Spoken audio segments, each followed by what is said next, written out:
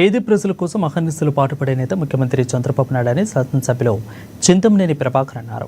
ఇక తొలిసారిగా ముఖ్యమంత్రిగా ప్రమాణ స్వీకారం చేసి నేటికి 30 సంవత్సరాలు పూర్తి అయిన సందర్భంగా చంద్రబాబుకు చింతమనేని ప్రభాకర్ ధన్యవాదాలు తెలిపారు.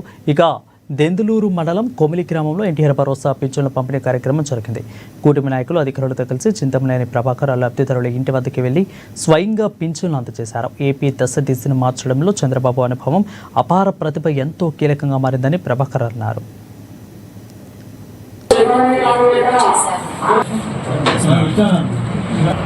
నేటికి 30 సంవత్సరాలైంది. ఈ 30 సంవత్సరాల సుదీర్ఘ రాజకీయ చరిత్రలో దేశంలోనే మొట్టమొదటిసారి ప్రజల వద్దకు పాలన అనేటువంటి నినాదంతో మరి ప్రజల ముందుకు తీసుకురావడం జరిగింది. ముందెన్నడూ చూడని విధంగా దేశ విదేశాల్లో స్థిరపడినటువంటి వారికి ఒక పిలుపునిచ్చి జన్మభూమి కార్యక్రమానికి నాంది పలికారు. అదేవిధంగా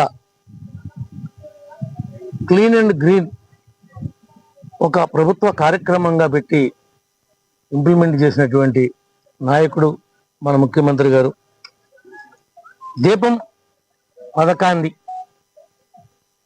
అసలు భారతదేశంలోనే మొట్టమొదటిగా మన రాష్ట్రంలోనే ఏ ఆడకూతురు పొగసూరు పోకూడదని చెప్పి దీపం కింద గ్యాస్ బండ్లు ఇచ్చినటువంటి ఘనత